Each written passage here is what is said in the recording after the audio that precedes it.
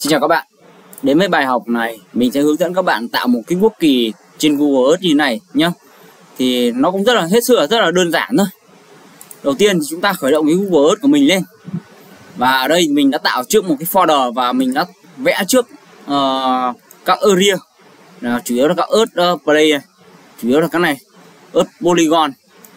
Nằm trong ngay đây mình vẽ một số các Earth Polygon như thế này.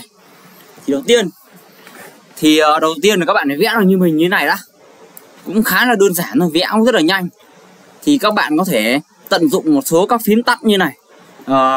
Phím A, bạn ấn phím A nhé, giờ sẽ là di chuyển sang phía Tây. Bạn ấn phím D thì sẽ là di chuyển phía Đông tại Hà Nội, trên Google Earth. Được chưa? Bạn ấn phím V kép tức là tiến lên. Bạn ấn phím S thì nó là đi xuống. Bạn nhớ giúp mình nhá. A V kép SD nó tương đương với một cái hình chữ T lộn ngược lên ở trong bàn phím của chúng ta thôi.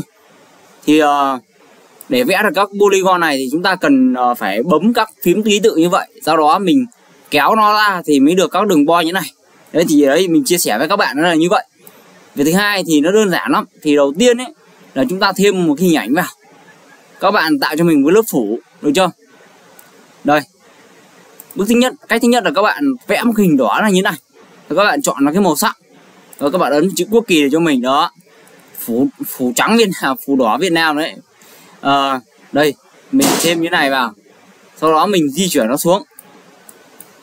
Thì đó là cái cách thứ nhất mà ai cũng biết làm. Đây. Mình di chuyển nó vào, mình cho nó nhỏ đi. Cho nó thật nhỏ đi. Thì cái cách này thì thứ nhất là nó nhanh, tiện lợi cho những ai mà muốn gọi là ăn sổi đấy. Thì nó nhanh thì nó như thế này thôi. Nó chỉ mất rất ít thời gian thôi. Thì làm sao các bạn phải chọn được cái màu sắc ấy, nó phải trùng được với cái màu cờ. Ở đây thì mình có làm như này. Đây, lại nó sẽ như thế này. Đó. Thì đó là cách thứ nhất. Và sau đó thì nếu tiếp theo chúng ta áp dụng cái cách thứ hai mà những cái tài liệu mà lần trước ấy là mình ở cái bài trước mình cái bài trước mà mình hướng dẫn các bạn nhá.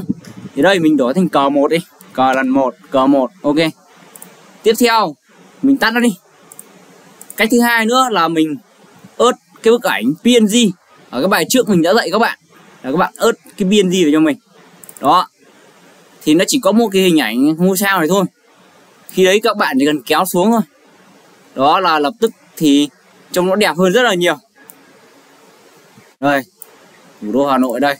Đó, thì khi làm bằng cách thứ hai PNG như bài trước mình làm ấy, tạo ra những cái ảnh PNG thì hình ảnh Việt Nam trông nó sẽ như này. Và cái cách thứ hai này thì nó nhanh hơn rất là nhiều.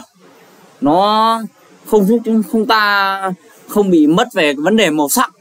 Đấy là cách thứ hai. Đó. Và tiếp theo nữa thì mình sẽ hướng dẫn các bạn thêm một cái gọi là thêm một cái chữ text vào đây. Đó là các bạn thêm giúp mình vào đây nhé. Nào, Earth Overlay. Mình chọn vào đây. Mình chọn Việt Nam. Đó. Các bạn có thể thấy là mình đã ớt hai chữ Việt Nam vào đây rồi. Thì mình có thể quay nó đây. Đó, mình quay nó này. Áp dụng cái kiến thức mà bài trước mình dạy các bạn. Đó, các bạn chỉ cần ấn vào đây. Ấn vào đây và di chuyển xuống. Ok. Đây rồi.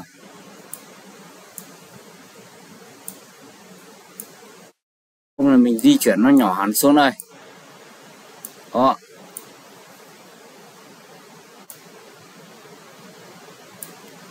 Đây là nó sẽ như thế này. Hoặc bạn thích thì bạn có thể quay đây. Và khi đấy chúng ta sẽ có như này.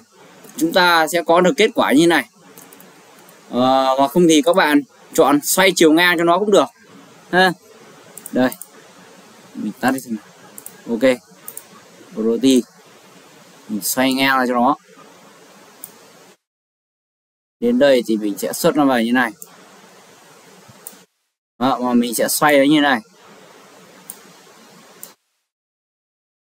Đây. Và khi đó mình sẽ có một cái hình ảnh như này, Việt Nam từ trên không gian vũ trụ nhìn xuống đây, Google Earth đây như này.